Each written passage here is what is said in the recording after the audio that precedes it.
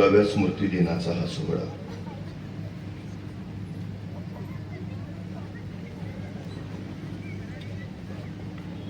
अण्णांचा वारसा समर्थ पुढे नेणारे, अण्णांची तत्व, अण्णांचे विचार कृतीशील आचारात राबवणारे सन्मान्य वैभवजी नायकवडी, सन्मान्य गौरवजी नायकवडी,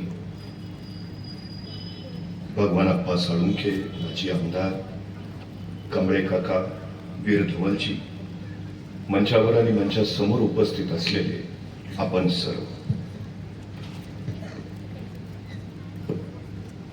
मी परवा बस स्टेशनमध्ये बसमध्ये बसलो होतो. माझ्या शेजारी एक सद्ग्रस्त बसले होते. 5 मिनिटांनी अचानक त्या सद्ग्रस्ताने खिशात हात घातला, खिशातली चिल्लर बाहेर काढली, एकदा हातावर घेतली, नीट मोजली, मग खिडकीतनं बाहेर बघितलं. मला वाटलं यांना काहीतरी घ्यायचं असेल. बाहेर पेपर विकणारा होता, वडापाव विकणारा होता, पाणी बॉटल विकणारा होता, पण काहीच न घेता ती चिल्लर त्यांनी परत खिशात ठेवली. 5 मिनिटं झाली, त्यांनी परत खिशात हात घातला, खिशातली चिल्लर परत बाहेर काढली, हातावर घेतली, नीट मोजली, परत खिडकीतनं बाहेर बघितलं आणि काहीच न घेता चिल्लर परत खिशात ठेवली.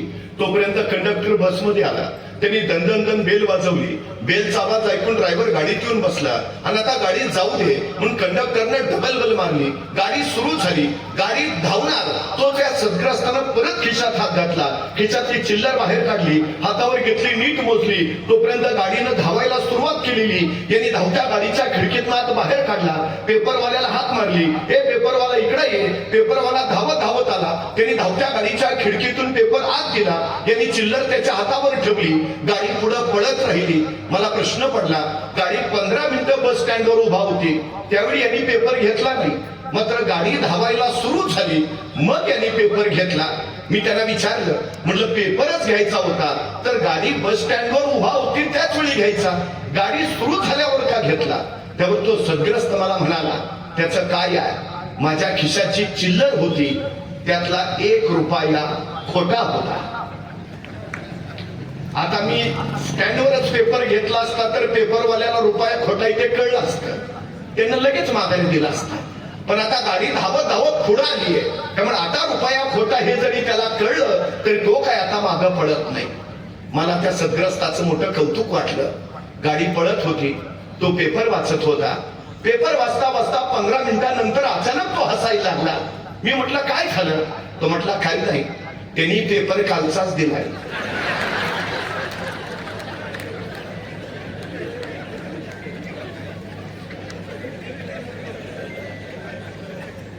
वैभवजी, हल्लीच्या समाजाची आमची अवस्था ही अशी,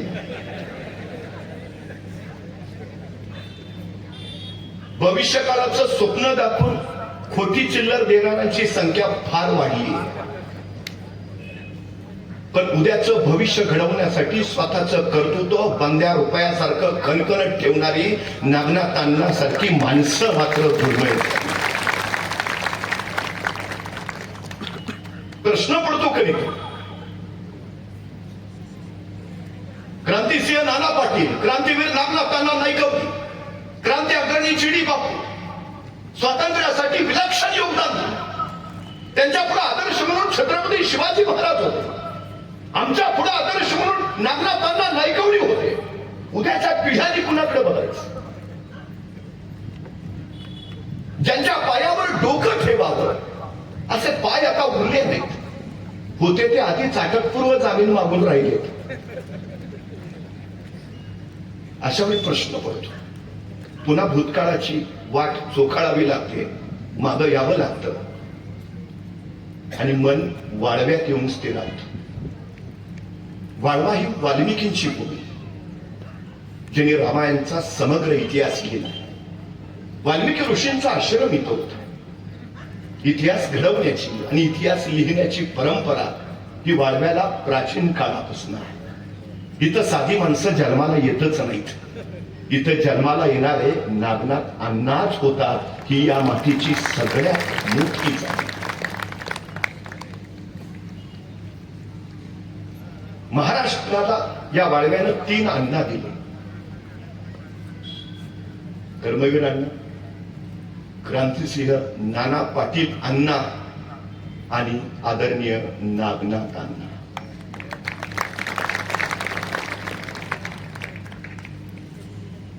कर्मवीरांनी शिक्षणाची गंगा खेडोपाडी गोरगरिबाच्या घरापर्यंत पोहोचवली. क्रांतिसिंहांनी प्रतिसरकारच्या माध्यमानं स्वातंत्र्याची चळवळ गतिमान केली आणि क्रांतीवीर नागनाथ अण्णांनी 47च्या आधी स्वातंत्र्यासाठी आणि 47च्या नंतर सुराज्यासाठी लढाई दिली.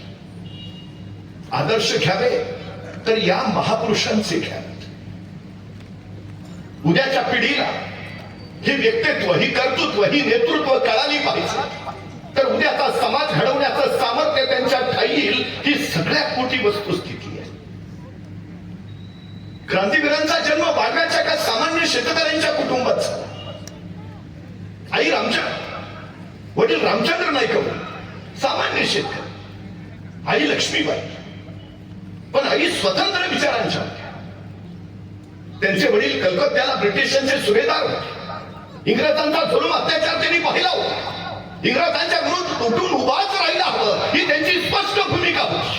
आपल्या मुलानंच ते कार्य केलं पाहिजे असंही त्यांना जाणीवपूर्वक वाटत होतं. दुसऱ्याने का? नागनाथ तू का नाही? आपल्या मुलाला घडवायचं जे विलक्षण कार्य आहे ते आई लक्ष्मीबाईंनी केलं. आई मुलाची पहिली शाळा असते आणि शाळा मुलाची दुसरी आई असते. आई नावाच्या शाळेतच अण्णांनी विलक्षण शिक्षण घेतलं. पण आईची इच्छा होती शिक्षण घ्यायला हवं. प्राथमिक शिक्षण वाळव्याला पूर्ण झालं. माध्यमिक शिक्षणासाठी अण्णा आष्ट्याला गेले आणि फायनल परीक्षेनंतर ते कोल्हापूरला प्रिन्स शिवाजी मराठा बोर्डिंग मध्ये त्यांनी प्रवेश घेतला आणि राजाराम हायस्कूल मध्ये त्यांचं शिक्षण सुरू झालं. इथं त्यांना हनुमंत नवांगुळा नावाचे त्यांचे राष्ट्रीय विचारांचे वर्ग शिक्षक भेटले, ज्यांनी त्यांना स्वातंत्र्य संग्रामाची जाणीव करून दिली. त्यांच्या मनातले धबधबते विचार आणखी गतिमान केले. अण्णा समजात माझं आयुष्य घडलं ते आईच्या संस्कारातून, माझ्या वर्ग शिक्षकांच्या विचारातून. त्यांच्यावर पकडा होता तो महात्मा गांधींच्या विचारांचा विलक्षण. राजर्षी शाहू महाराज, महात्मा फुले आणि डॉक्टर बाबासाहेब आंबेडकर यांच्या कृतिशील वारसा त्यांनी पुढे न्यायचा प्रयत्न केला. ही त्यांचे आदर्श. माणसाला आदर्श असायला हवा म्हणजे चालणं सोपं होतं. पुढं हो सांगणारी माणसं असायला हवीत, तेव्हा कृती गतिमान होते.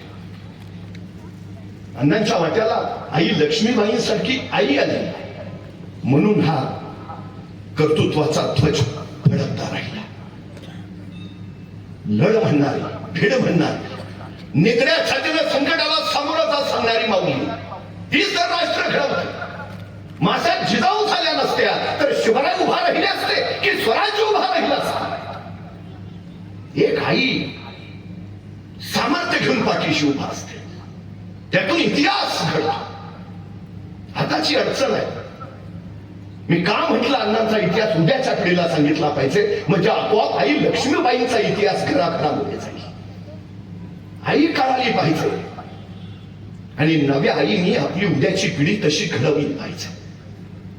अवघड आहे. घरात आई, तिथं छोटस मूल रांगत होत. आई स्वयंपाक करत होती. आईची नजर चुकून अचानक ते रांगतं मूल अंधाऱ्या खोलीच्या दिशेने झेपावलं. आईचं लक्ष गेलं. आई तिथूनच संतापली, ए नको जाऊ, अंधारात भाऊ असतो, नाही जायचे. ते मूल तिथूनच आईकडे बघत राहिलं. आई म्हटली, नाही ह, अंधारात नाही, अंधारात भाऊ असतो. ते पोरग तिथंच थबकलं. आई परत स्वयंपाकाला लागली. आईचं लक्ष लागून ते पोर परत अंधाराकडे झेपावतं. जिज्ञासा त्याच्यात जन्मजात आहे. उजेडात काय आहे त्याला दिसतंय, अंधारात काय आहे ते मला पाहायचं आहे. ते पोर निघालं. आई परत संतापली, सांगितलं नाही जायचं, अंधारात भाऊ असतो, नको जाऊ. ते परत थबकलं. आई परत स्वयंपाकाला लागली. आईची नजर चुकून ते पोर परत अंधाराकडं. धाडस त्याच्यात जन्मजात आहेच. मग मात्र आई संतापली, उठली, त्या मुलाजवळ गेली, त्या मुलाला उचललं, लांब नेऊन ठेवलं. त्याला परत सांगितलं ना, नाही जायचं, अंधारात भाऊ असतो, नाही जायचं. त्या मुलाच्या अर्धजागृत मनावर कायमचा संस्कार होतो, अंधारात भाऊ असतो. पट्ट्या पुढं 2 पोरांचा बाप झाला तरी अंधारात जात नाही. दोष त्याचा आहे का? बरं, एवढ्या संख्येनं तुम्ही इथं बसलाय, कधी कुणी भाऊ बघितलाय का? पण नसलेला भाऊ आम्ही आमच्या पोरांच्या डोक्यात का घालतो? मला विलक्षण कौतुक वाटतं आई लक्ष्मीबाईंचं, ज्याने अण्णांच्यातली जिज्ञासा जागृत ठेवली, ज्यांनी अण्णांच्यातलं धाडस जागृत ठेवलं, ज्यांनी लढण्याचे संस्कार दिले. राजाराम हायस्कूलमध्ये असताना, आपण शिवाजी मराठा बोर्डिंग मध्ये असताना महात्मा गांधींचं हरिजन नावाचं साप्ताहिक तिथं यायचं. स्वातंत्र्याचे, राष्ट्राचे धगधगते विचार त्याच्यात असायचे. अण्णा ते वाचायचे, विलक्षण प्रभावित व्हायचे. आणि त्याच साप्ताहिकातून अण्णांना कळालं 7 ते 9 1942 मुंबईच्या गव्हाल्या टँकमध्ये काँग्रेसचं अधिवेशन भरणार. आणि अण्णांनी निर्णय घेतला, या अधिवेशनाला आपण जायचं. खिशात पैसे नव्हतेच, पण इच्छा विलक्षण होती. अण्णा निघाले, अधिवेशनाला पोहोचले. पण आज कसं जायचं? शेवटी एका आंब्याच्या झाडावर उडी मारली आणि अण्णा अधिवेशनाला पोहोचले. पंडित नेहरूंचं भाषण ऐका, वल्लभभाई पटेलांचं भाषण ऐका, मौलाना आझादांचं भाषण ऐका. चेतून पेटून उठले. महात्मा गांधींनी नारा दिला, चले जाओ, करेंगे या मरेंगे. आणि तोच संदेश घेऊन अण्णा सरळ मुंबईवरनं वाळव्याला परतले. आणि वाळव्याला परतल्यावर त्यांनी पहिली शपथ घेतली, जोपर्यंत देशाला स्वातंत्र्य मिळत नाही तोपर्यंत पुढचं शिक्षण घेणार नाही आणि तोपर्यंत लग्न करणार नाही. किती वय असेल हे वय? अशी कुठली शपथ घ्यायचं असतं? 17-18 वर्षाचं वय, स्वातंत्र्यासाठी स्वतःला झोकून द्यायची शपथ. आणि सुरू झाली चळवळ कार्याची. वाळव्याच्या मारुतीच्या मंदिराच्या पटांगणावर क्रांतिसिंह नाना पाटील यायचे. शेटू मारून छत्रपती शिवाजी महाराजांचा जय जयकार करायचा. आणि मग सगळी माणसं गोळा व्हायची.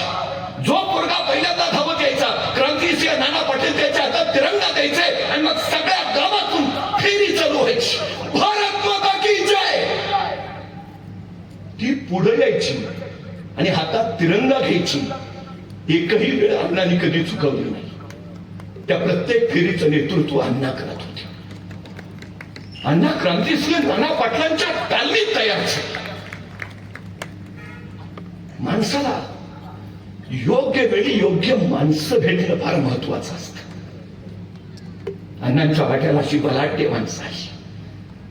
क्रांतिसिंह नाना पाटलांनी त्यांचं विलक्षण व्यक्तित्व घडवलं. आणि मग सुरू झाल्या परिषदा. खर तर 18व्या वर्षी पहिली विद्यार्थी परिषद अण्णांनी आयोजित केली. आपल्या मित्रांना सोबतून व्हॉलेंटरी शाळा काढल्या. आपलं शिक्षण अजून राहिलंय आणि अण्णा गरिबांच्या पोरांची शिक्षण करायला निघाले. वय 18.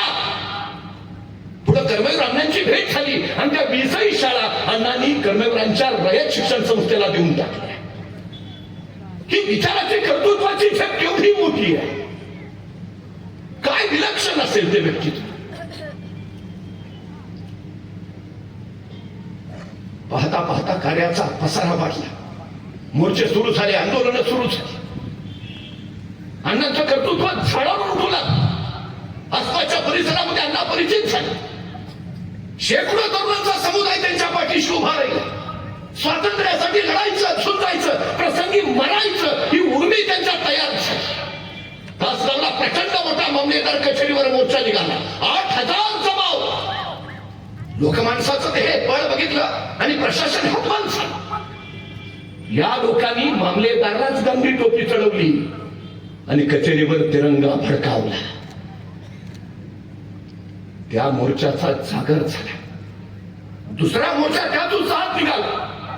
तो इस्लामपूरच्या कचेरीवर. फक्त कचेरीवर जाऊन तिरंगा फडकायचा. 10,000 लोक निघाले, मामलेदार कचेरीवर पोहोचले. आता फक्त तिरंगा फडकायचा आणि माघारी फिरायचं, स्वातंत्र्याची मागणी करायची. पण त्याच वेळी इंग्रजांनी सरळ तिथं गोळीबार चालू केला. नागपूरच्या कचेरीवर 10,000चा जमाव चालला. कचेरीवर जाऊन फक्त तिरंगा फडकवायचा होता. आधीच्या मोर्चाला प्रशासन स्वस्थ होत. इस्लामपूरला काही आगळी घडेल असं कोणाच्या ध्यानीमनी नव्हतं. जमाव पुढे सरकत होता आणि अचानक इंग्रज अधिकाऱ्यांना गोळीबाराची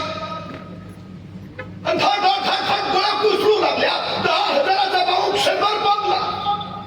अण्णांचे 2 साथीदार उमाशंकर पांड्या आणि शंकर बारपाटे हुतात्मा झाले. मोर्चा पांगला खरा, पण अण्णांच्या मनातले विचार पांगायला तयार नव्हते. आज 2 साथीदार त्यांनी गमावले होते. अण्णा विचार करत राहिले. 4 बंदुकीमध्ये 10,000 लोकांना पंगवायची ताकद असते.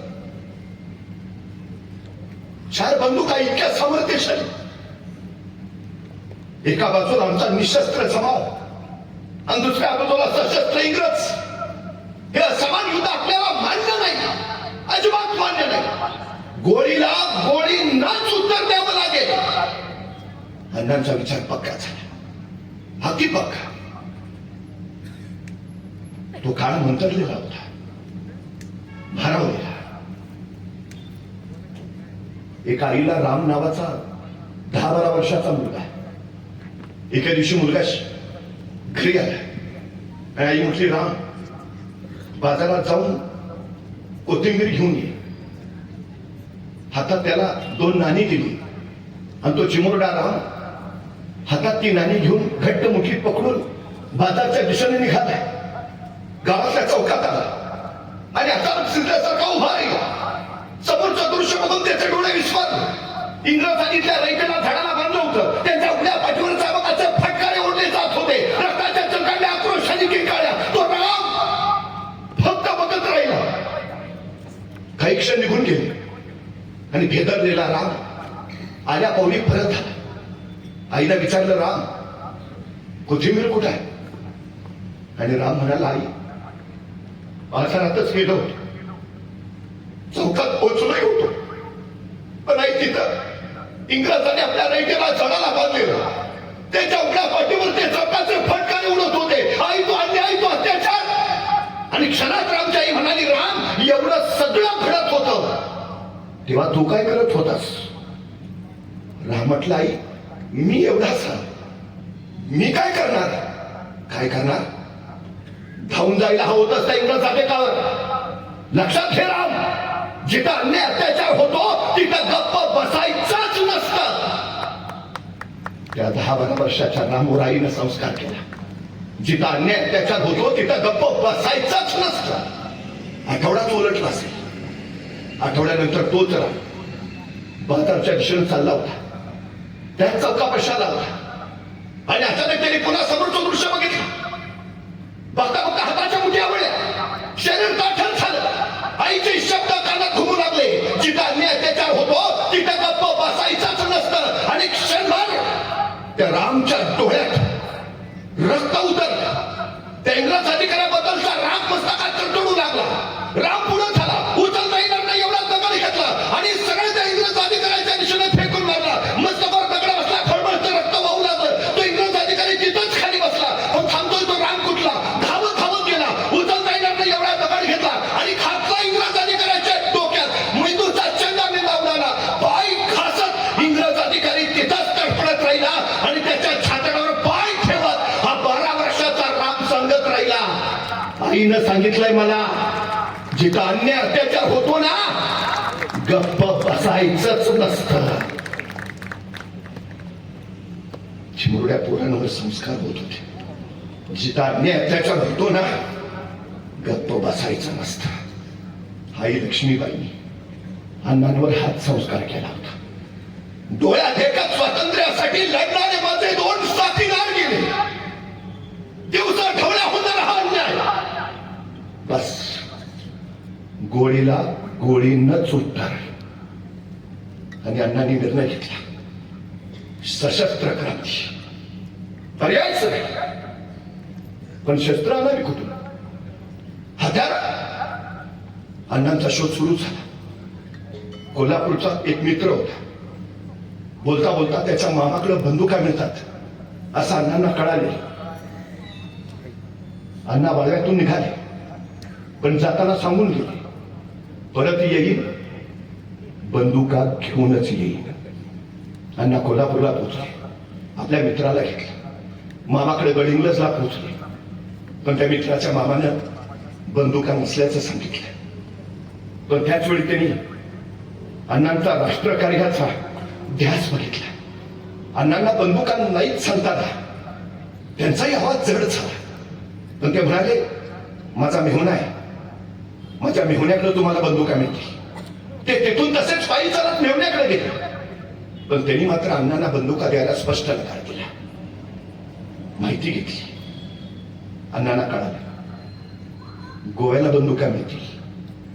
गोव्याला पोर्तुगीजांचं राज्य आहे, तिथं शस्त्रांची तस्करी होतेच. अण्णांनी निर्णय घेतला, गोव्याला जायचं. पैसे नव्हते अण्णांकडं, पण निर्णय जायचं.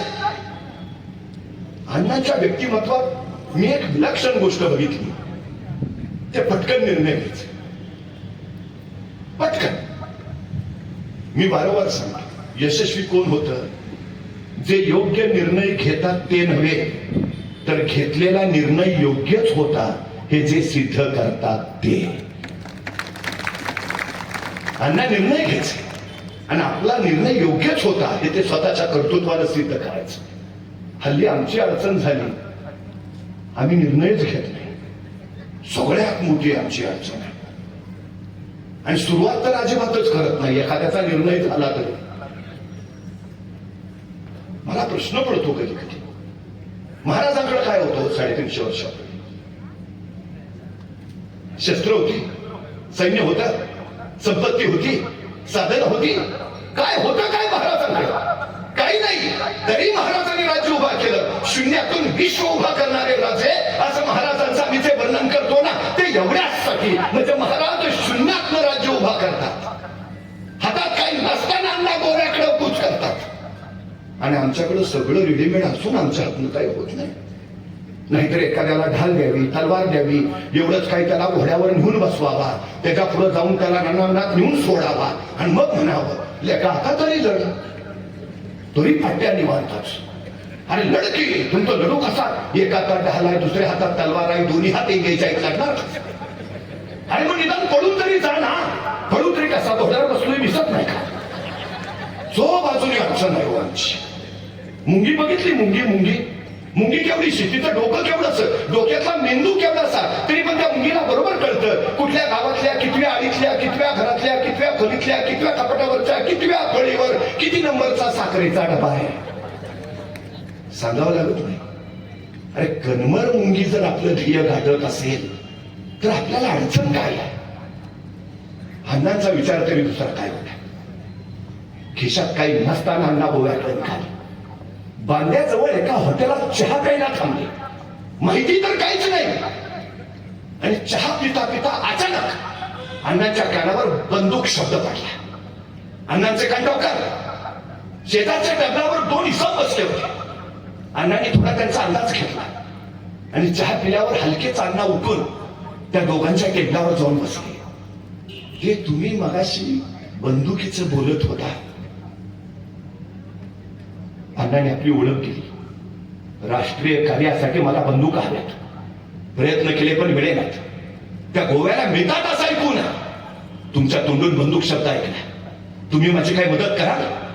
त्या दोघांना एक माणूस अण्णांच्या बोलण्यात आणि कामाला प्रचंड प्रभावित झाला होता. त्याचं नाव होतं महादेव शेट्टी.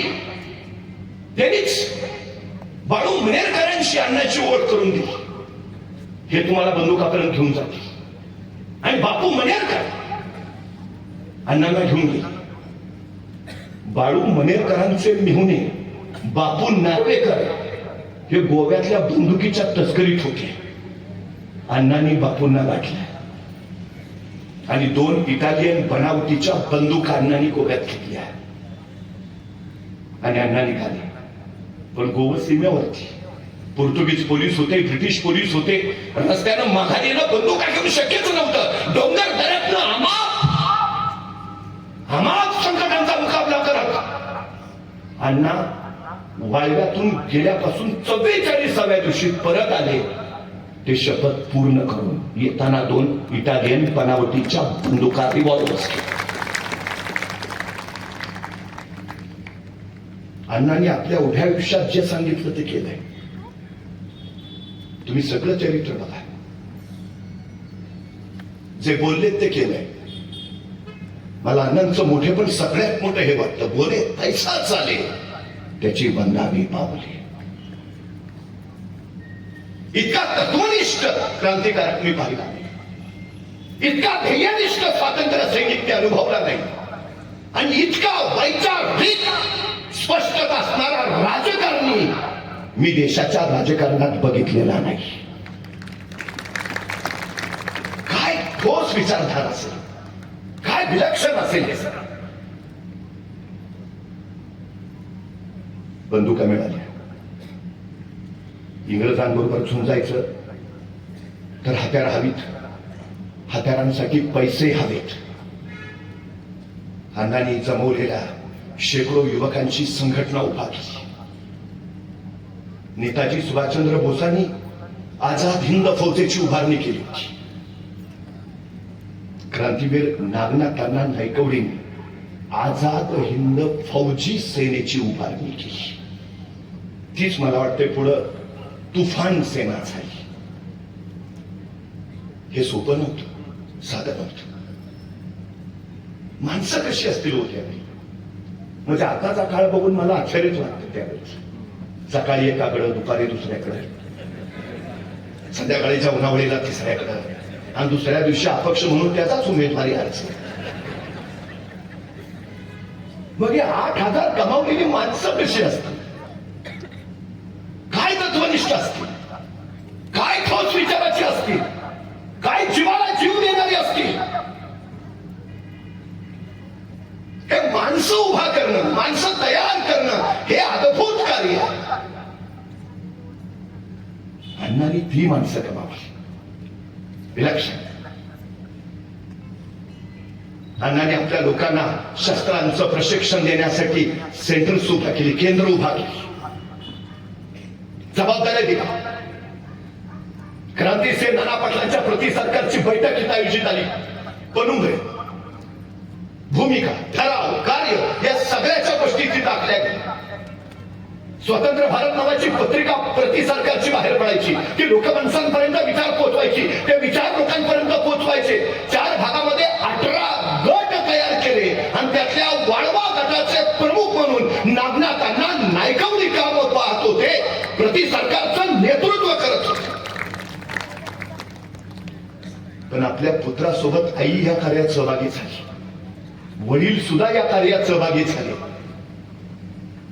रामचंद्र नायकवडेंना 3 वर्षाचा कारावास झाला आणि 6 वर्षाचा, आणि लक्ष्मीबाईंना सुद्धा तेवढाच. म्हणजे आपला पुत्र स्वातंत्र्य सैनिक त्या कार्यात सहभागी होऊन, मला वाटते अण्णा एकमेव असतील ज्याच्या आई वडिलांनी कारावास भोगलाय. काय झपाटले पण असेल, काय विलक्षण असेल. पण हे सगळं उभा करायचं म्हणजे पैशाची गरज विलक्षण होती. अण्णाने आपल्या सोबत्यांशी चर्चा केली, माहिती मिळाली. कोल्हापूरवरनं कोडोलीला टपाल गाडी जाते, मनी ऑर्डरचे पैसे द्यात असतात. डावाकला आणि ही टपाल गाडी फोडली. मनी ऑर्डरचे पैसे अण्णांनी आणि त्यांच्या सोबत्यांनी तिथनं, रक्कम जास्त नव्हती पण उपयोगाची ठरली. दुसरी माहिती मिळाली,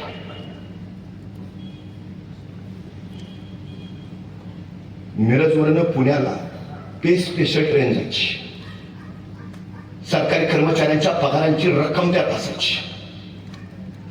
बाबूजी पाटणकर, क्रांत्यांकरण, जी डी बापू लाड हे सगळे सहकारी योजना आखली गेली.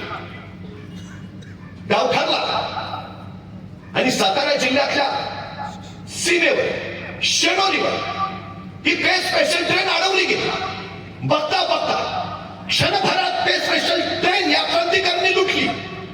प्रचंड पैसा मिळाला आणि इंग्रजांना प्रचंड मोठा धक्का बसला. मग चळवळ आणखी वेगात सुरू झाली. शस्त्रांची हाताळ्यांची खरेदी जोरात झाली. प्रशिक्षण वेगात सुरू होऊ लागलं आणि बघता बघता प्रति सरकार इंग्रजांना तडाखे द्यायला सज्ज झालं. पण हे सोपं नव्हतं का? इंग्रजांनी अण्णांवर बक्षीस ठेवलं. दिसेल तिथं अण्णांना पकडा, फरमान करा. अण्णा फिरत होते, पायाला भिंगरे लावून फिरत होते. चोहो दिशांना काम चाललं होतं. स्वातंत्र्याच्या विचारानं इथली मना प्रज्वलित करायचं विलक्षण कार्य चालू होतं. पण या सगळ्यासाठी माणसं गोळा होत निघाली. पण या सगळ्यांसाठी शस्त्र उभा करणं म्हणजे पुन्हा पैसा हवा होता. आणि अखेर नवाडा व्रत झाला. सातारा जिल्ह्यात नव्हे, सांगली प्रांतात नव्हे, कोल्हापूर प्रांतात नव्हे, दूर खानदेशात माहिती मिळाली. 5.5 लाख रुपये घेऊन इंग्रजांची गाडी जाणार आहे. अण्णांनी खानदेशातल्या क्रांतिकारकांशी संधान साधले. पूर्ण सगळी माहिती मिळाली. मला या लोकांचं आणखीन एक वैशिष्ट्य वाटतं. नियोजन काय असतं? तुम्ही काम किती करता याला महत्व नाही. तुम्ही काम कसं करता हेही महत्वाचं नाही. तुम्ही तुमच्या कामाचं नियोजन कसं करता हे फार आणि फार महत्वाचं आहे. 50 वर्षाचं आयुष्य छत्रपती शिवाजी महाराजांचं. पण या 50 वर्षाच्या आयुष्यात एकही घटना अशी नाही, एकही प्रसंग असा नाही की ज्याचं महाराजांनी नियोजन केलं नाही. अवघे जाऊ द्या, आईच्या गर्भात असतानाच ज्यांच्या आयुष्याचं नियोजन ठरलंय असे जर कुणी महापुरुष या सृष्टीत जन्माला आले असतील तर छत्रपती शिवाजी महाराजांशिवाय दुसरं नाव. जन्माला यायच्या आधी ठरलंय का? जन्माला यायच्या आधी ठरलंय जन्माला येऊन काय करायचं. 50 वर्ष एकही घटना नाही ज्याचं राजांनी नियोजन केलं नाही. राजांच्या आयुष्यात एक आणि एकमेव घटना ज्याचं राजांनी नियोजन केलं नव्हतं ती म्हणजे राजांचा मृत्यू. फक्त त्याचंच नियोजन नव्हतं. पण मी ज्यावेळी अण्णांचं चरित्र पाहतो, शिवरायांचा हा विलक्षण गुण या क्रांतिकारकांच्या ठाई ठाई मुद्दा आहे. इतका विलक्षण रुजलाय. हे सगळं साधं नाही. साताऱ्यातल्या वाळव्यातला एक क्रांतिकारक उठतो, शेकडो मैल लांब खानदेशात जातो, तिथली सगळी माहिती काढतो, आपल्या सहकार्यांना सोबत घेतो आणि विलक्षण नियोजनपूर्वक गाव बघतो. गाडी यायची वेळ होते. स्थळ धुळ्याजवळचा चिमठाणा. सोबतचे सहकारी क्रांतिकारी आजूबाजूला दबा धरून बसतात. पैसे घेऊन येणारी गाडी येते आणि त्या गाडीच्या रस्त्यात 2 लोक एकमेकांशी तावातावानं भांडत असतात. एकमेकांचे कपडे धरून एकमेकाला मारायच्या पवित्र्यात असतात. त्यांचा वाद विलक्षण पेटलेला असतो. त्यातल्या एकाचं नाव होतं नागनाथांना नायकवडी आणि भांडणाऱ्या दुसऱ्याचं नाव होतं क्रांती अग्रणी जी.डी. बापू लाड. रस्त्यातच भांडणं चालली म्हणल्यावर 5.5 लाख रोज घेऊन येणारी गाडी थांबली आणि त्यांच्यातले इंग्रज पोलीस त्यांचं भांडण मिटवायला पुढे झाले. त्यांचं भांडण मिटवेपर्यंत जी.डी. बापूंनी दोघांना बाजूला घेतलं आणि अण्णांनी हाताची बंदूक सावरली, नेम धरला, त्या गाडीच्या ड्रायव्हरच्या छातीचा पेट घेतला. तोपर्यंत आजूबाजूला लपलेले सगळे क्रांतिकारक झपाप आले आणि बघता बघता ती गाडी फोडली. 5.5 लाखाचा निधी घेतला आणि क्रांतिकारक सुसाट सुटले. सायरन वाजू लागला. परिसरातले सगळे इंग्रज पोलीस एकत्र आले. क्रांतिकारकांचा पाठलाग सुरू झाला. नौका प्रदेश. पण क्रांतिकारक पळत होते. शेवटी एका गावात नागनाथांना नायकवडी, जी.डी. बापूंना इंग्रजांनी गाठलंच पण परत चकवा दिला. पळापळ सुरू झाली. अखेर एका ठिकाणी या दोघांनी आपल्या सोबत याला सांगितलं, तुम्ही खजिना घेऊन निघा. तुम्ही निघा. 20-30 पोलिसांशी हे दोघं झुंजत राहिले. गोळीबार होत राहिला. बंदुका चालवल्या जाऊ लागल्या. पण 30 इंग्रज पोलीस आणि समोर फक्त दोघं. आठवणी इंग्रजांची गोळी बेभान निघत आली आणि अण्णांच्या खांद्याला चिटकून गेली. दुसरी गोळी आली ती जी.डी. बापूंच्या पण झुंज थांबली नाही. हे दोन योद्धे लढतच होते. त्या 30 इंग्रज पोलिसांनी पुरता हैराण करून टाकला. अंधाराचा फायदा घेतला. अण्णा आणि बापू दोघही अंधारात पसार झाले. इंग्रज हात जोडत राहिले, हात जोडत राहिले. हे आपल्याला ऐकणे इतकं सोपं वाटतं का? अण्णांनी जो जो पराक्रम केलाय तो प्रत्येक पराक्रम म्हणजे मृत्यूशी भेट होती. प्रत्येक पराक्रम मृत्यू ठरलेला होता. खरं तर स्वातंत्र्य चळवळ ही जगण्याची स्पर्धा नव्हतीच, ही मरण्याची स्पर्धा होती.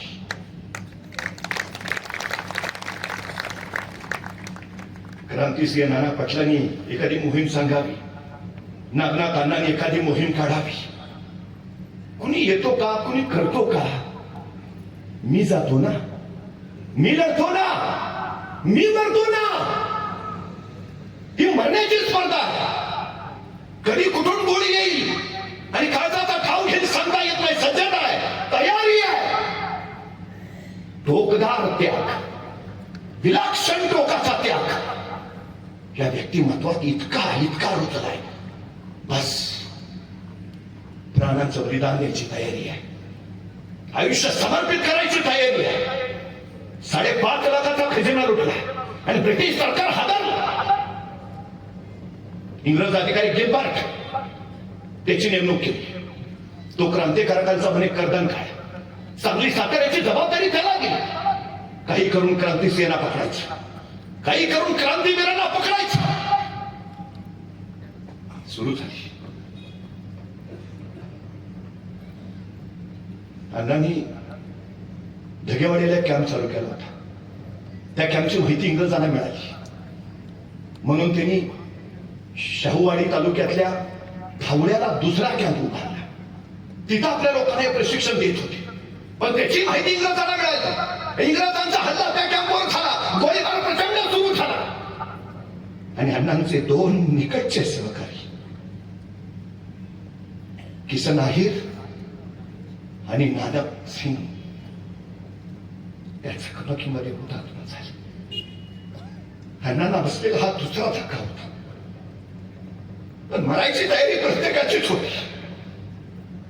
आम्ही जातो, आम्ही लढतो, आम्ही मरतो. किसन आहिर गेले, नानक सिंग गेले.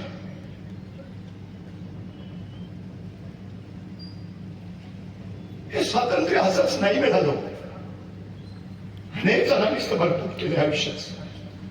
अनेकांनी बलिदान दिलंय. इथल्या मातीचा ढेकूर एखादा हातात घ्या, तो पाण्यात टाका. त्या पाण्यावर जो तवंग उठेल तो तवंग सुद्धा या मातीसाठी खर्ची पडलेल्या हुतात्म्यांच्या रक्ताचा असेल. तिची माती कांबडी झाली ती उगाच नाही. काही जणांनी स्वतःला समर्पित केलं या स्वातंत्र्यासाठी. तो तिरंगा उगाच डवलानी फडकत नाही हो. असंख्यांचा त्याग त्याच्या खाली आहे. असंख्यांचा. अण्णांना पकडायचं होतं, पकडायचंच होतं. माहिती मिळाली.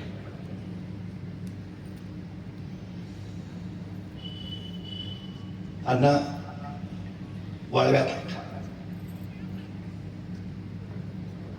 छत्रपती शिवाजी महाराज आणि छत्रपती संभाजी महाराज. आपण तुम्ही अनेक राजांची प्रतिमा पाहिली असते.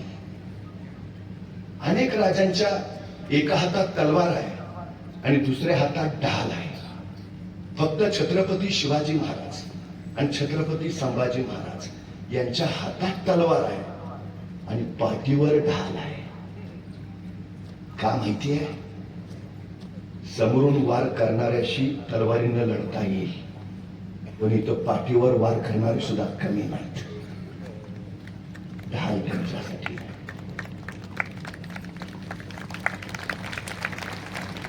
नाहीतर स्वातंत्र्यासाठी लढणाऱ्या अण्णांची माहिती आपल्यातल्याच फितुरानं द्यावी ही आमची शोकांतिका नाही काय. अण्णा कुणासाठी लढत होते? या मातीसाठी ना, मातीच्या माणसांसाठी ना, इथल्या माणसांच्या पाठीचं काही ताट राहावी यासाठी ना, इथल्या गोरगरीब शेतकरी कष्टकऱ्यांच्या माथ्यावर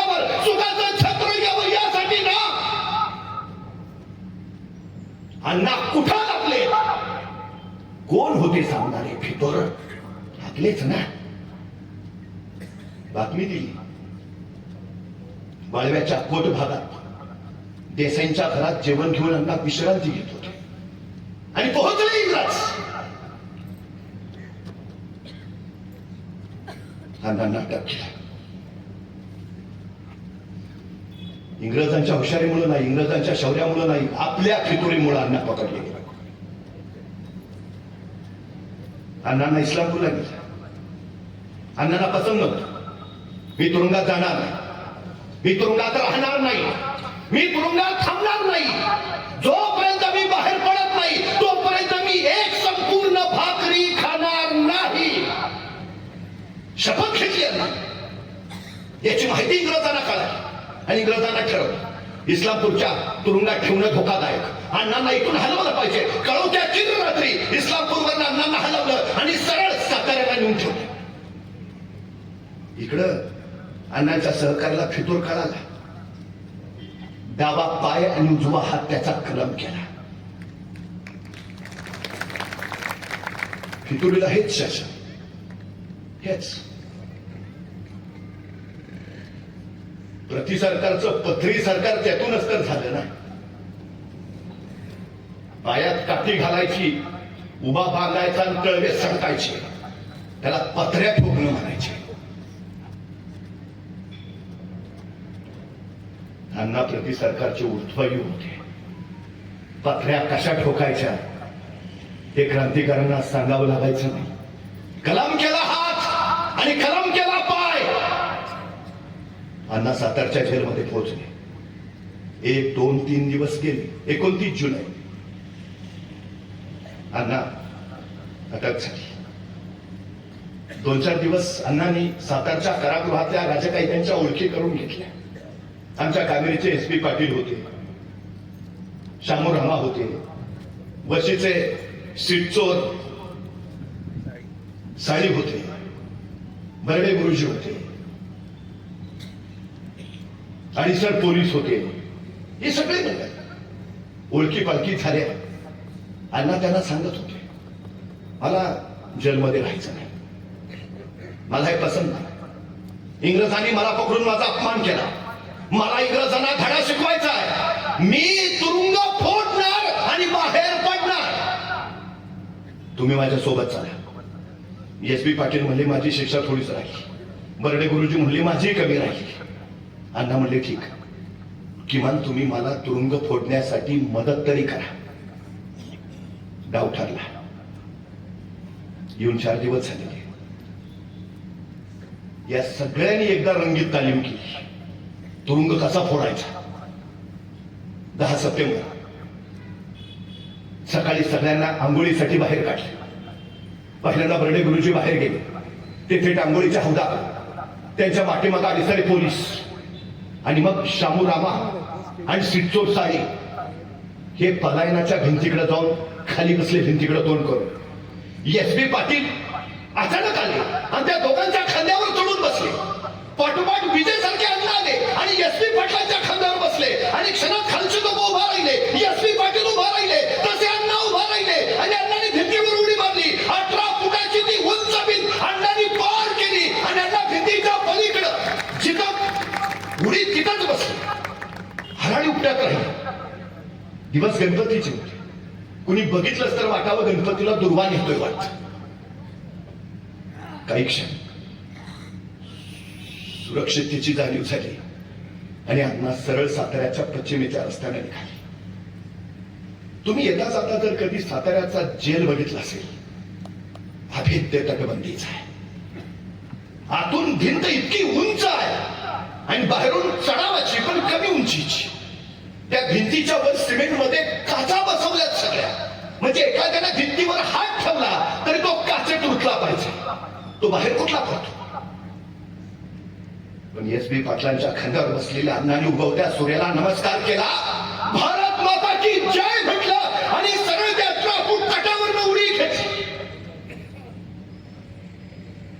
ही स्वातंत्र्याची उडी होती. ही क्रांतीची उडी होती. पिढ्यांना प्रेरणा देणारी उडी होती. अण्णा तिथून निघाले. बरोबर 6 वाजता सोमवार पेठेतल्या कर्मवीर भाऊराव पाटलांच्या घरापुढे आली. घरावर पाठी होती, रयत सेवक सोसायटी. दार अर्ध उघडं होतं. अण्णा सरळ आत गेले. व्हरांड्यात कॉटला मच्छरदाणी लावलेली, पण कॉटवर कुणीच नव्हतं. समोरच्या भिंतीवर भरली कर्मवीर भाऊराव पाटलांचा फोटो होता. अण्णा पुढे गेले, फोटोला हात लावला. अण्णा त्यावेळी आधारवाडासारखे वाटले. तेवढ्यात कुणी मावशी बाहेर आली. अण्णा म्हटले, कर्मवीर अण्णांना भेटायचं आहे. मावशी म्हटल्या ते पुण्याला गेलेत. मग बोर्डिंगचे सुप्रिटेंडेंट असतील ना इथं, त्यांना बोलवता का? अण्णांनी नावाने काम सांगणं टाळलं. त्या मावशीने एका मुलाला बोलावलं, सुप्रिटेंडेंटना घेऊन ये. आणि ते येईपर्यंत अण्णा तिथंच कॉटवर पोहोचले. ते गाढ झोपी गेले. त्यांना माहिती होतं कर्मवीर अण्णांचं घर आहे, इथे इंग्रजांच्या पोलिसांचा वाराही पोहोचणार नाही, अजिबात नाही. अण्णा तिथून निघाले ते मेढ्याला, मग पाटणला, आणि तिथून सरळ ऐतवडेच्या कॅम्पात दाखल झाले. इंग्रज सरकार हादरून उठलं. अण्णांची उडी ऐतिहासिक ठरली. भारतीय स्वातंत्र्य लढ्यामध्ये सुवर्ण पान मानली गेली. क्रांतीवीर नागनाथ अण्णा नाईकवाडींच्या या विलक्षण पराक्रमाशिवाय भारताचा स्वातंत्र्य इतिहास पूर्णच होत नाही. हे भारतीय स्वातंत्र्याचं सुवर्णपान, सुवर्णपान. हे अद्भुत आहे, विलक्षण आहे. सगळ्यात महत्वाचं मला भावतो तो अण्णांचा विलक्षण आत्मविश्वास. विलक्षण भीती नाही हो, अजिबात भीती नाही. Barrister PG. पाटील म्हणतात, नागनाथांना नायकवडी म्हणजे देशभक्तीची धगधगती मशाल. ज्येष्ठ विचारवंत डॉक्टर आह साळुंके म्हणतात, अण्णा म्हणजे निर्भय, निर्भय माणूस. अनेकांनी वर्णन केलं अण्णांचं, पण मला भावतो तो अण्णांचा आत्मविश्वास. काय विलक्षण आहे. सांगून फोडला तुरुंग, मी थांबणार नाही, मी तुरुंग फोडणार. फोडला. काय आत्मविश्वास असेल. आपल्यातल्या क्षमतांची जाणीव झाली आणि आपल्यातल्या क्षमतांना पात्रतेचं रूप देता आलं की मग योग्यता कमावता येते. त्या योग्यतेतून मग आत्मविश्वास निर्माण होतो. आपण करू शकतो. आत्मविश्वास एकदा निर्माण झाला की त्यातनं दृष्टिकोन तयार होतो. दृष्टिकोन ऍटिट्यूड आहे. तुम्ही यशस्वी होणार की अयशस्वी हा तुमचा ऍटिट्यूड ठरवतो. ऍटिट्यूड 4 प्रकारचा असतो. पहिला ऍटिट्यूड झिरो ऍटिट्यूड. ही खतरनाक माणसं असतात झिरो ऍटिट्यूडची. मग त्यांना काही सांगा, यांचं उत्तर ठरलेलं नाही जमणार. काही सांगायला नाही जमणारच नाही. बरं हे त्याच्यापुरतं बोललं तर ठीक आहे, तो इतका खतरनाक नाही, कुणालाच जमणार नाही. मी कायम सांगतो, एखाद्या गावाचा विकास करायचा असेल, समाजाचा विकास करायचा असेल, 4 गोष्टी फार महत्वाच्या. पहिली गोष्ट, ज्याच्याकडे पैसा आहे त्यांनी पैसा द्यावा. दुसरी गोष्ट, ज्याच्याकडे वेळ आहे त्यांनी वेळ द्यावा. तिसरी गोष्ट, ज्याच्याकडे कष्ट आहे त्यांनी कष्ट द्यावे. आणि चौथी गोष्ट, ज्याच्याकडे या तिन्हीपैकी काहीच नाही त्यांनी किमान गप्प राहावे. अडचण पहिल्या तिघांची नसते. वळवळ ज्याच्याकडे काय नाही त्याची जास्त. चळवळ मोडीत काढायला काय ना पुढं. हे झिरो ऍटिट्यूड. याच्या नंतरचा जो दुसरा प्रकार आहे तो आहे लोअर ऍटिट्यूड. ही पण माणसं भयानक. यांना काही सांगायचं उत्तर ठरलेलं नाही, नाही जमणारच नाही. पण ह्यांचं एक बरं आहे, हे म्हणतात नाही पण तुला जमेल, तू कर, तू कर. एखाद्याला म्हटलं ना, चल ना जरा काहीतरी चांगलं काम करू, पैसा दिसा कमवू आणि मर्सिडीज घेऊ, नाही तू घे, मला नाही जमणार, मी बसेन तुझ्या गाडीत, तू घे. या लोअर ऍटिट्यूड. म्हणजे मी काय सांगतो, समजा आता आजचा कार्यक्रमात जर आम्ही म्हटले एखाद्याला चल ना अण्णांची पुण्यतिथी आहे काहीतरी करूया, नाही करूया की, पण मी एकटा येऊन काय करणार, बाकीचे नकोत का? मग आपण त्याला तिथंच सोडतो, बाकीचे गोळा करायला जातो, बाकीचे गोळा करून मग त्याच्याकडे येतो, चल आलेत बाकीचे, मग आहेत ना बाकीचे, मी नाही आलं म्हणून काय होतं. हे लोअर ऍटिट्यूड. तुम्ही करा, मी आहे. तिसरा प्रकार जो आहे तो आहे ऍव्हरेज ऍटिट्यूड. म्हणजे ह्यांना काही सांगा, ह्यांचं उत्तर ठरलेलं नाही, करू ना, प्रयत्न करायला काय हरकत आहे, करू करू. जिंकू म्हणत नाही, करूच म्हणत नाही. करू ना, प्रयत्न करू ना, हरकत काय नाही. आणि याच्यातला सगळ्यात चौथा प्रकार जो आहे ना, तो आहे चॅम्पियन्स ॲटिट्यूड. Champions attitude. यांना काही सांगा, यांचं उत्तर ठरलेलं, आय कॅन, मी करेन. अशक्य हा शब्द यांच्या शब्दकोशातच नाही. आय कॅन, मी करेन. आय कांट म्हणतच नाही. डॉक्टर नागनाथ अण्णा नाईकवडींचं व्यक्तित्व चॅम्पियन्स ॲटिट्यूड. आय कॅन, मी करेन, करेनच. मला सगळ्यात मोठं विलक्षण वाटतंय. तर मला एका प्रश्नाचं उत्तर द्या. जंगलचा सगळ्यात उंच प्राणी कोण? जिराफ. जंगलातला सगळ्यात वेगवान प्राणी कोण? चित्ता. जंगलातला सगळ्यात हुशार प्राणी कोण? कोल्हा. आणि जंगलातला सगळ्यात ताकदवान प्राणी कोण? हत्ती. आणि जंगलचा राजा कोण? का? सिंह का? तो जिराफासारखा उंच आहे का? तो कोल्ह्यासारखा, चित्त्यासारखा वेगवान आहे का? तो कोल्ह्यासारखा हुशार आहे का? तो हत्तीसारखा ताकदवान आहे का? नाही. मग सिंह राजा का? कुणीतरी सिंहाला विचारतं, तू राजा का? सिंह म्हणतो, मला वाटतं म्हणून. हे जे वाटणं आहे ना, तो चॅम्पियन्स ॲटिट्यूड. I can. अण्णांची लढाई राजा होण्यासाठी नव्हती, गोरगरीब रयतेला राजे पदावर बसवण्यासाठी होती. हा चॅम्पियन्स ॲटिट्यूड. ही लढाई स्वातंत्र्यासाठी. अण्णांचा पराक्रम, अण्णांचं शौर्य, अण्णांच्या जीवन चरित्रातली प्रत्येक घटना अंगावर थरार आणि रोमांच निर्माण करणारी. समर्पित व्हायची, बलिदान द्यायची, अखंड तयारी, निराक्षर तयारी. इंग्रज हात धुवून मागे लागले होते, पण अण्णा भूमिका. अखेर या सगळ्या क्रांतिकारकांच्या शौर्याचं फळ मिळालं. या साऱ्यांच्या बलिदानाचं, समर्पणाचं संचित देश स्वतंत्र झाला.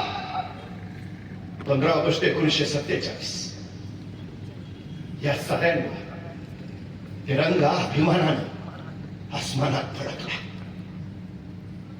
47 पर्यंत अण्णांची जी लढाई आहे ती स्वातंत्र्यासाठी होती. त्यांच्या त्या लढाईतून तर हे स्वातंत्र्य मिळालं. आणि स्वातंत्र्यानंतर अण्णा स्वातंत्र्यासाठी फक्त लढत नव्हते, तर समताधिष्ठित स्वराज्यासाठी, सुराज्यासाठी अण्णा लढत होते. अण्णांचं स्वप्न फार मोठं होतं, विलक्षण. महात्मा फुलेंचे विचार, डॉक्टर बाबासाहेब आंबेडकरांचे विचार, महाराष्ट्राला वारकरी संप्रदायानं दिलेल्या समतेचे विचार, कष्टकऱ्यांचे, शेतकऱ्यांचे, वंचित शोषितांचे प्रश्न सुटावे, न्याय, हक्क, अधिकार त्यांना मिळावा आणि या स्वातंत्र्याचा खरा उपयोग या सर्वसामान्य माणसाला मिळावा, ही अण्णांची अपेक्षा होती. ही झुंज त्यासाठी, ही लढाई त्यासाठी. स्वातंत्र्य मिळालं, पण त्या स्वातंत्र्य मिळाल्यानंतरही अण्णा अस्वस्थ राहिले. त्यांना हे स्वातंत्र्य गोरगरिबांसाठी वाटलं नाही. हे कष्टकऱ्यांचा प्रश्न सोडवेल असं दिसलं, वंचित शोषितांना त्यांचे हक्क अधिकार मिळतील असं त्यांना जाणवलं. आणि अण्णा पुन्हा उभा राहिले सुराज्याच्या लढाईसाठी. माणसाने माणसांना माणसांची रीत द्यावी, माणसाने माणसांना माणसांची प्रीत द्यावी. मानवतावादाच्या एका नव्या जाणीवेने स्वातंत्र्याची पहाट व्हावी, ही अण्णांची अपेक्षा होती. अण्णांचं दुसरा पर्व सुरू झालं. अण्णांनी लढे उभारले. मग तो वाळवा इस्लामपूर रस्त्यासाठी साराबंदीच्या चळवळीचा विषय असेल, नाहीतर इथल्या शेतकऱ्यांच्या शेतीला पाणी मिळावं यासाठी किसन बंधाऱ्याचा विषय असेल, अण्णांची लढाई चालूच राहील. स्वातंत्र्य मिळालं म्हणून लढाई थांबली नाही, झुंज संपली नाही, ती अखंडित. मी अण्णांना अखंड निरंतर योद्धा म्हणतो, जो कधी थांबला अजिबात. अव्याहतपणे त्यांची झुंज चालू होती, अव्याहत. या सगळ्या लढाईला अण्णांनी सुरुवात केली. तर त्याच वेळी अण्णांच्या लक्षात आलं, स्वातंत्र्य मिळालं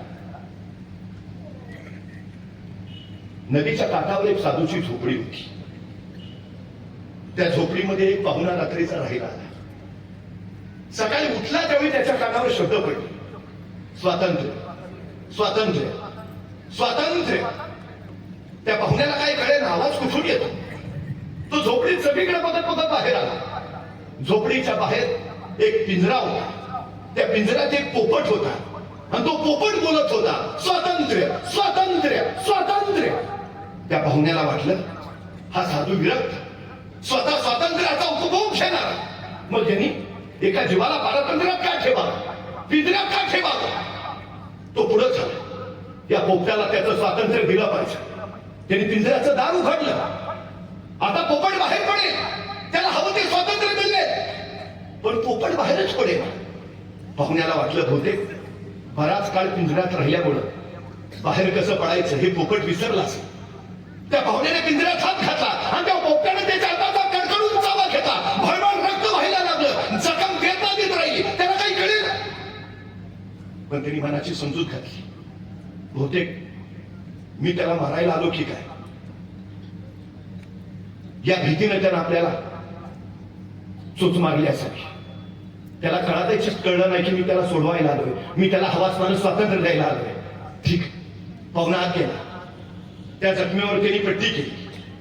पुन्हा पोपट्याला स्वातंत्र्य देण्यासाठी टीका. अखेर त्यानं पोपट्याला त्या पिंजऱ्यातून बाहेर काढलं आणि मुक्त आभाळात सोडून दिलं. जा, तुला स्वातंत्र्य हवं होतं ना, मुक्तपणे स्वातंत्र्याचा अनुभव घे. आणि पाहुणा परत ती जखम बांधायला झोपडीत आला.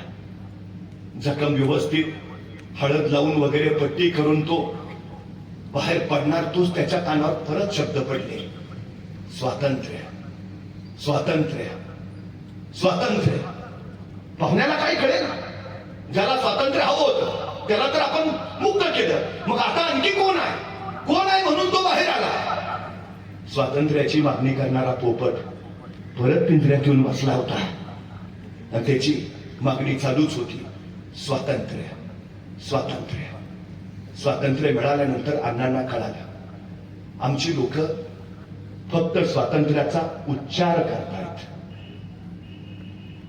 त्यांना खरं स्वातंत्र्य कळालेलं नाही. आणि जोपर्यंत खरं स्वातंत्र्य कळत नाही तोपर्यंत त्यांना ते मिळत नाही. त्यांना कितीही बाहेर काढलं तर हे पिंजऱ्यातून पुन्हा बसणार. मन घडायला हवीत.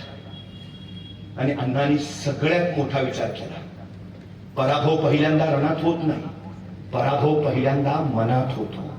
जी माणसं मनानं पराभूत असतात रणात जिंकूच शकत नाही, आणि जी माणसं मनानं जिंकलेली असतात रणात पराभूतच होत नाहीत. रण कुठलंही असो, ते जिंकायचं असेल तर मन जिंकणं महत्वाचं. आणि मन घडतं संस्कारांनी, संस्कार येतात विचारांनी, आणि विचार येतात संस्कारांनी, आणि संस्कार ते शिक्षणातून. शिक्षण वाघिणीचं दूध. अण्णांनी किसान शिक्षण संस्थेची स्थापना केली. आपल्या हक्काची, अधिकाराची जाणीव व्हायची असेल, स्वातंत्र्याचा मुक्त अनुभव यांना घ्यायचा असेल तर मन घडायला हवं, यांना ज्ञान मिळायला हवं. शिक्षण संकुलाची उभारणीच आहे सगळ्यात मोठं वैशिष्ट्य. एकाही संस्थेला अण्णांनी स्वतःचं नाव नाही दिलं, अजिबात. समोरच्या विद्यालयाला नाव दिलं हुतात्मा किसन आहेर विद्यालय. दुसऱ्या विद्यालयाला नाव दिलं हुतात्मा नानक सिंग विद्यालय. तिसऱ्या विद्यालयाला नाव दिलं क्रांतिसिंह नाना पाटील विद्यालय. क्रांती लढ्यामध्ये जे जे आपले सहकारी, त्या सगळ्या सहकाऱ्यांची नावं अण्णांनी आपल्या संस्थांना दिली. अण्णांची धारणा होती, इस्लामपूरच्या कचेरीच्या वेळी उमाशंकर पांड्या शंकर पानपटे गेले, खावाड्याच्या जंगलात किसन अहिर नानासिंग हुतात्मा झाले. नाही, ते गेले नाही, ते इथंच आहे. या हुतात्मा किसन अहिर विद्यालयाच्या रूपानं किसन अहिर इथंच आहे. या या या मैदानात नानासिंग इथंच आहे, इथंच. गेलेत कुठे? अण्णांनी माणसं अमर करून टाकली. मातीसाठी लढणारी, देशासाठी झुंजणारी अण्णांची ही सहकारी अमर.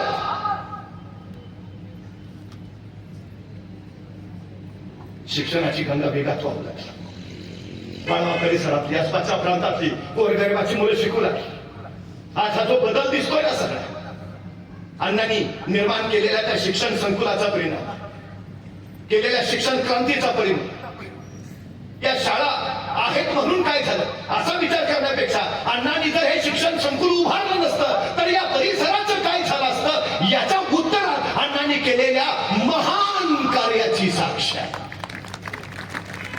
इथली माणसं घडली, उभा राहिली, आमचं जगणं सुधारलं. अण्णांनी उभारलेली या संस्था उद्याची पिढी घडली तर समाज घडेल. घडली पाहिजेत ना. अण्णांना प्रश्न पडले, देश आमचा आहे, मग इथं आमचं राज्य का नाही? आम्ही गुलामासारखे का जगायचं? या प्रश्नातून उत्तर मिळवायला ते माहिती मिळवत राहिले, अनुभव घेत राहिले, ज्ञानी झाले आणि मग इंग्रजांच्या विरोधात उभा प्रश्न विचारायला हवेत ना.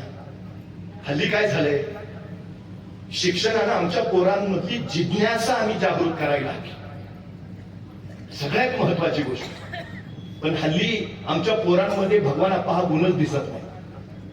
म्हणजे इथं जर कोणी शिक्षक असतील तर ते सांगतील, हल्ली वर्गात मुलं प्रश्न विचारत नाहीत. प्रश्न न विचारायची दोनच कारणं असतात, एक सगळं येतंय आणि दोन काहीच येत नाही. म्हणजे मला कधी कधी बरं वाटतं, बरं झालं ते सफरचंदाच्या झाडाखाली न्यूटनच बसला होता. ते नेमकं सफरचंद खाली पडलं आणि त्याला प्रश्न पडला, सफरचंद खालीच का पडलं, आणि मग गुरुत्वाकर्षणाचा शोध लागला. मला खरंच बरं वाटतं, बरं झालं सफरचंदाच्या झाडाखाली न्यूटनच बसला होता. बघा ना, बसला असता आपल्यातला एखादा आणि पडला असतं सफरचंद खाली, काय प्रश्न पडला असता त्याला? बरं झालं मी असतानाच पडला. दुसरा प्रश्न, बरं झालं आणखी कुणी नाही, अकेले अकेले खाएंगे. आणि जर एखाद्याला प्रश्न पडला सफरचंद खालीच का पडलं, आणि त्यानं विचारलं वडिलांना, बाबा सफरचंद खाली का पडलं? बाबा म्हणणार, का ना मुकाट्यानं, का डोक्याला का देतो, हाय ते व्याप कमी आहेत का? संपला आमचा न्यूटन सफरचंदाच्या झाडाखालीच. अण्णांना माहिती आहे, समाज घडायचा असेल, पिढ्या उभारायच्या असतील, गुलामीच्या विरोधात लढायच्या असतील तर शिकल्या पाहिजे. अण्णांनी शिक्षण प्रवाहित केलं. ज्या मातीत राबतो तो माझा शेतकरी, त्या शेतकऱ्याला हमी भाव मिळाला पाहिजे. महात्मा ज्योतिराव फुलेंनी शेतकऱ्यांच्या असू या पुस्तकात शेतकऱ्यांच्या सगळ्या जाणीवेची नोंद केली. काळ बदलला असेल, शेतकऱ्यांचे प्रश्न संपले नाहीत, ते तसेच आहेत अजूनही. अजूनही शेतकऱ्याची लूट थांबायला हवी. अण्णांनी निर्णय घेतला, हुतात्मा सहकारी साखर कारखान्याचा 72 साली 72 ते 81 परवानगी मिळण्यासाठी अण्णाचं कथन आहे. परवानगी मिळण्यासाठी मला कायम प्रश्न उभा राहतो. ज्यांच्या त्यागामुळं, बलिदानामुळं देशाला स्वातंत्र्य मिळालं, ज्यांनी आपल्या घराची, परिवाराची, मुलाबाळांची, संसाराची पर्वा न करता आपलं आयुष्य झोकून दिलं, जे शेतकऱ्यांच्या हितासाठी, शेतकऱ्यांच्या कल्याणासाठी, या ग्रामीण भागाच्या विकासासाठी काही उभा करून पाहत आहेत. तब्बल 8 वर्षानंतर परवानगी मिळाली. 11 महिन्यात अण्णांनी कारखाना उभा केला. 11 महिन्यात. हुतात्मा सहकारी साखर कारखाना आज महाराष्ट्रातल्या सर्वोत्तम कारखान्यापैकी एक मानला जातो. रिकव्हरीचा विषय असेल, दर असेल, 400 ऊसतोड कामगारांना अण्णांनी घर बांधून दिली. कुठल्याही कारखान्यानं आतापर्यंत कदाचित हे केलं नसेल. आयोगाप्रमाणे पगार दिला. 40% कामगारांना बोनस देणारा हा पहिला कारखाना. आणि अत्यंत काय कसं अण्णा घरनं डबा घेऊन कारखान्यावर यायचं, घरनं डबा घ्या. कामगारांची किती काळजी करावी. कामगार ऊस तोडायला जातात, त्यांची छोटी छोटी मुलं या प्रांगणात असायची. अण्णांनी त्यांच्यासाठी साखर शाळा सुरू केली. त्या मुलांनी शिकावं, त्यांनी मोठं व्हावं. महाराष्ट्राच्या इतिहासात ऊस तोड कामगारांच्या मुलांसाठी साखर शाळा सुरू करणारा हा पहिला माणूस आहे. डॉक्टर नागनाथांना नाईक. वी राणे त्यावेळी साखर संघाचे आयुक्त होते माझ्या माहिती. त्यांनी ही योजना सगळीकडे राबवली, सगळीकडे. कारखान्याची व्याप्ती सर्वदूर. असंख्य संस्थांचं जाळं बघांना उभा केलं. असंख्य. सांगली, सातारा, सोलापूर या भागातले 13 तालुक्यात दुष्काळग्रस्त. इथल्या मातीला पाणी माहिती नव्हतं. पिण्याचं नव्हे, शेतीलाही पाणी नव्हतं. अण्णांनी पुन्हा एकदा चळवळ उभा केला. पाणी संघर्ष परिषदा घेतल्या. अखंड चाललेला हा लोकलढा सगळ्यात जास्त काळ चालू राहिला. सगळ्यात जास्त लोकांच्या पाण्यासाठी चाललेला लढा म्हणून अण्णांनी उभा केलेल्या या पाणी परिषदेचंच नाव आपल्याला घ्यावं. यश मिळालं. 13 तालुक्यात हिरवीगार पिकं डोलताना दिसताय तुम्हाला. ही भूमी सुजलाम सुफलाम झाली, त्याचं कारण पद्मभूषण क्रांतीवीर डॉक्टर नागनाथांना नाईकावली. पिढ्यानपिढ्यांनी अण्णांपुढं कृतज्ञ राहिला. सांगली, सातारा, सोलापूरच्या या दुष्काळी 13 तालुक्यात आज हिची माणसं ताट कण्याला उभा आहेत. याच्या पाठीमागे अण्णांनी केलेला त्याग आहे. अण्णांनी उभारलेली पाणी परिषद आहे. लाखो लोकांची शेतकरी परिषद अण्णांनी घेतली. कारखान्याच्या माध्यमानं साहित्यिक, सांस्कृतिक, सामाजिक अनेक चळवळी अण्णांनी उभा केल्या. दलित आदिवासी समाजाचं ग्रामीण साहित्य संमेलन या भूमीमध्ये अण्णांनी घेतलं. अनेक अनेक गोष्टी. पण अण्णा तत्वानं ठाम होते, विचारानं पक्के होते. धर्मांधता आणि जातीयवाद यांचा अण्णांना प्रचंड तिटकारा होता. प्रचंड. विष्णुमय जग वैष्णवांचा धर्म, भेदा भेद भ्रम अमंगळ या जगद्गुरूंच्या विचारांवर अण्णांची प्रगाढ श्रद्धा होती. प्रगाढ. एल्फिस्टन नावाचा शेवटचा इंग्रज गव्हर्नर, ज्यांनी मुंबईचा शेवटचा घास घेतला आणि अखंड हिंदुस्थानवर इंग्रजांचं साम्राज्य प्रस्थापित झालं. तो एल्फिस्टन काय म्हणतो माहितीये? 6,500 मैल लांबीवर इंग्लंड नावाच्या देशातनं आम्ही मुठभर इंग्रज आलो आणि 2,500 मैल लांब आणि 1,500 मैल रुंद असणाऱ्या या हिंदुस्थानवर आम्ही 150 वर्ष राज्य केलं. आमचं आम्हालाच कळेना हे आम्हाला कसं शक्य झालं. पण तो एल्फिस्टन पुढे लिहितो, इथल्या लोकांकडे बुद्धी नाही असं नाही, इथल्या लोकांकडे सामर्थ्य नाही असं नाही, इथल्या लोकांकडे शौर्य नाही असं नाही, इथल्या लोकांकडे धैर्य नाही असं नाही, इथल्या लोकांकडे नैसर्गिक संपत्ती नाही असं नाही, इथल्या लोकांकडे हे सगळं आहे. पण या सगळ्याचा वापर देशासाठी करायचा असतो हेच इथली माणसं विसरलीत. अण्णांनी बरोबर ते ओळखलं होतं. अण्णांना माहिती आहे, आम्ही आपापसातच जर भांडत बसलो तर बाहेरच्यांना आपल्याला मोडायला वेळ लागणार नाही. 107 हुतात्म्यांनी बलिदान देऊन संयुक्त महाराष्ट्र मिळवले. आप्पा वाईट वाटतं. खरंच आजचा महाराष्ट्र सामाजिक दृष्ट्या आणि भावनिक दृष्ट्या संयुक्त आहे. जाती जातीत भिंती उभा राहिल्या. कुठल्या महाराष्ट्राचं स्वप्न या क्रांतिकारकांनी पाहिलं होतं? मुस्लिम कार्यकर्त्याला चेअरमन केलं अण्णांनी कारखान्यात. लीलावती माळी नावाच्या पहिल्या महिलेला कारखान्याची पहिली महिला चेअरमन, हुतात्मा सहकारी साखर कारखाना.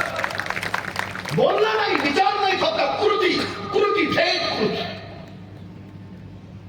माणसांच्या ऐक्यासाठी वाळवा ते हुतात्मा नगर 80 किलोमीटरची मानवी साखळी निर्माण केली आहे. विकास करायचा असेल एक झालं पाहिजे. विकसित व्हायचं असेल ऐक्य निर्माण केलं पाहिजे. अण्णांचा हा ठाम विचार होता, अगदी ठाम. पण आम्ही फक्त तुकडे करत नाही, सगळे तुकडे. ही प्रचंड मोठी बलाढ्य आकाशगंगा, तिचे तुकडे. ही आकाशगंगा, ती आकाशगंगा, आकाशगंगेचे तुकडे. ती पृथ्वी, तो चंद्र, तो सूर्य, त्यांचेही तुकडे. त्या पृथ्वीचे परत तुकडे. आशिया खंड, युरोप खंड, अमेरिका खंड, तो आफ्रिका खंड, त्या आशिया खंडाचे परत तुकडे. तो भारत, तो जपान, तो चीन, तो रशिया, त्या भारताचे परत तुकडे. ते महाराष्ट्र, ते गुजरात, ते कर्नाटक, ते आंध्र, त्या महाराष्ट्राचे परत तुकडे. तुझा जिल्हा, माझा जिल्हा, ह्याचा जिल्हा, त्याचा जिल्हा, जिल्ह्याचे परत तुकडे. तुझा तालुका, माझा तालुका, याचा तालुका, त्याचा तालुका, तालुक्याचे परत तुकडे.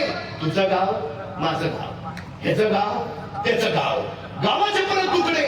तुझा चौक, माझा पार, ह्याचा पार, तुझा चौक, चौकाचे परत तुकडे. तुझं घर, माझं घर, माझं घर, तुझं घर, घराचे परत तुकडे. तुझी खोली, माझी खोली, ह्याची खोली, त्याची खोली, खोलीचे परत तुकडे. तुझा खण, माझा खण, ह्याचा खण, त्याचा खण, खणाचे परत तुकडे. तुझा कोपरा, माझा कोपरा, ह्याचा कोपरा, त्याचा कोपरा, कोपऱ्याचे परत तुकडे. तुझा दगड, माझा दगड, ह्याचा दगड, त्याचा दगड, दगडाचे परत तुकडे. हा खडा, तो खडा, तुझा खडा, माझा खडा, खडाचे परत तुकडे.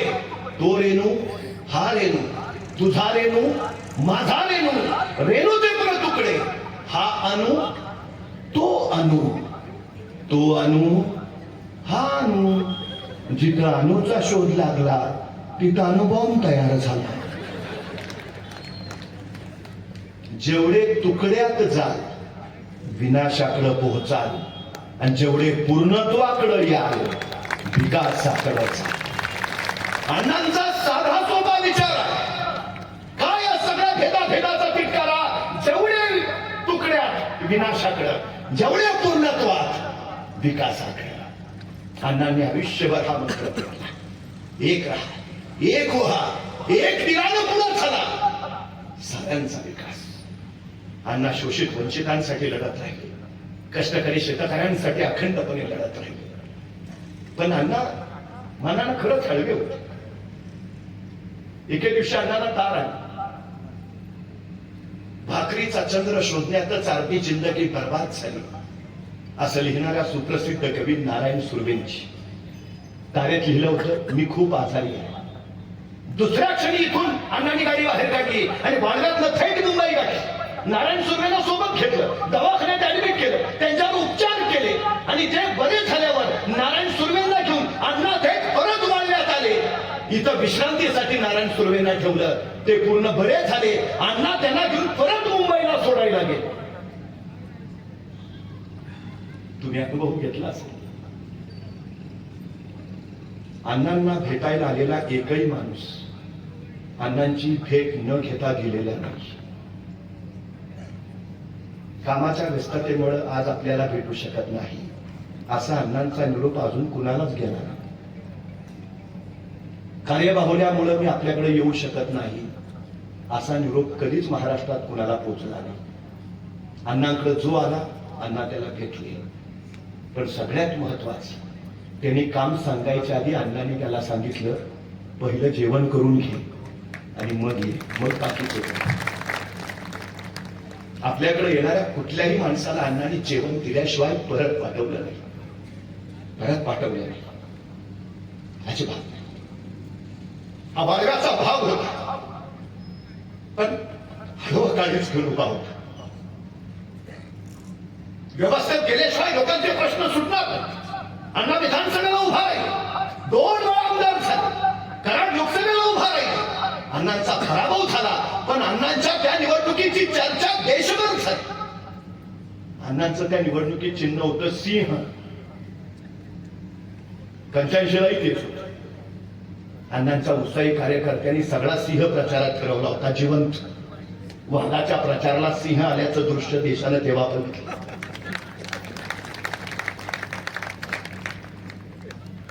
वाघाच्या प्रचाराला सिंह. अण्णा साधे होते. खासदार उदयसिंग गायकवाड आणि त्यांच्या 12 अक्षरांची कथा या पुस्तकात अण्णांचा उल्लेख केला. काही कामानिमित्त ते मुंबईला गेले होते. आता संध्याकाळी राहायचं कुठं म्हणून आमदार निवासाच्या काउंटरवर उभा होते. तेवढ्यात अण्णा तिकडून येताना दिसले.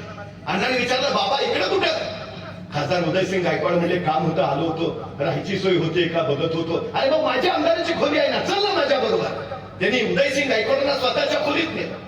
आता खोलीत एकच बेड. उदयसिंग गायकवाडांनी स्वतः सोबत आणलेला बिछाना उलगडला आणि जमिनीवर अंथरला. अण्णा म्हटले बेड आहे काय, खाली कुठं झोपतो? त्यांनी सरळ खांद्याला धरलं, बेडवर झोप. आणि अण्णा तू झोप रे. उदयसिंग गायकवाड बेडवर झोपले. पहाटे सकाळी ज्यावेळी उदयसिंग गायकवाड उठले, त्यांनी खोलीचं दार उघडलं. दारात धोतर अंथरून अण्णा त्याच्यावर झोपले होते आणि गाढ झोपले होते. उदयसिंग गायकवाडांना प्रश्न पडला, अण्णा आमदार आहे तुम्ही, दारात धोतर टाकून कसं काय झोपता? अण्णा म्हटले, मला सवय आहे.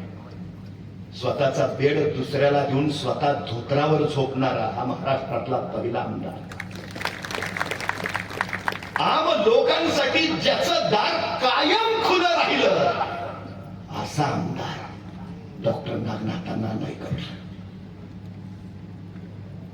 विलक्षण आहे. आयुष्याच्या संध्याकाळी अण्णांची प्रकृती ढासळली. अण्णांना उपचारासाठी मुंबईला नेले. अनेक माणसं भेटायला यायची. हॉस्पिटलमध्ये असणाऱ्या अण्णांशी थोडंफार बोलून माणसं अण्णांचा निरोप घ्यायची. माणसं निरोप घ्यायला लागली की अण्णा आपल्या सरकारला सांगायचं, त्यांना जेवण देऊन पाठवले. आपल्या गावापासून दूर मुंबईला हॉस्पिटलमध्ये अण्णा आहेत आणि तरी अण्णांना वाटतं की मला भेटायला आलेला माणूस जाताना उपाशी जाता कामा नये. अण्णांना भेटून परत निघालेल्या माणसानं हे शब्द ऐकले, त्याला जेवण देऊन पाठवले की त्या माणसाला गहिवरून घ्यायचं. माणसांवर नितांत प्रेम करणारा माणूस होता. आयुष्यभर सर्वसामान्य माणूस सुखी व्हावा यासाठी धडपडणारा हा माणूस होता. सर्वसामान्य माणसाला केंद्रबिंदू मानून आयुष्य जगणारा हा महामानव होता. 89 वर्ष आयुष्याची ज्यांनी फक्त संघर्ष केला. सर्वसामान्य माणसासाठी, लोकांच्या हक्काधिकारासाठी, विकासासाठी सगळं मिळवलं. पण अण्णा कशातच नव्हते. ज्या दिवशी हुतात्मा साखर कारखान्याची साखर पडली त्या दिवशी अण्णा गेट मधनं बाहेर पडले. ते अण्णा परत कधीही साखर कारखान्यात आले नाही. स्वातंत्र्य मिळालं, कुटुंबाला सांगितलं आता परत येणे नाही. 40 वर्षांना या हुतात्मा विद्यालयात होते. 40 वर्ष नंतर शाखर साहेब. हे ऋषितुल्य जगणं होतं. आपण का आलो आहोत, आपल्याला काय करायचं आहे हे माहिती असलेला हा महापुरुष आपलं ऐहिक कार्य केलं. असंख्यानं नुसतं जेवण नाही, जीवन दिलं. आणि आपली जीवन यात्रा 22 मार्च आजच्या दिवशी 2012 पूर्ण करू. अण्णा नापरतीच्या मोहिमेवर निघाले. अण्णांची ही जीवनगाथा पिढ्यानपिढ्यांना प्रेरणा देत राहील. अण्णांचा विचार पिढ्यानपिढ्यांना जगण्याचं तत्वज्ञान शिकवत राहील. आपण भाग्यवान आहोत ज्या मातीत अण्णांची पावलं उमटली, ज्या वाऱ्यात अण्णांच्या हाका गरजल्या, जिथं अण्णा थांबले, जिथं अण्णांनी हाताने वास्तू उभारल्या, तिथं आपण जन्माला आलो. अभिमान आहे. आपलं काम असं असावं, आपलं कर्तृत्व असं असावं, आपलं कार्य असं असावं. अण्णांना अभिमान वाटावा. आजच्या दिवशी अण्णांना अभिवादन करतो. आपल्या साऱ्यांची रजा घेतो. धन्यवाद.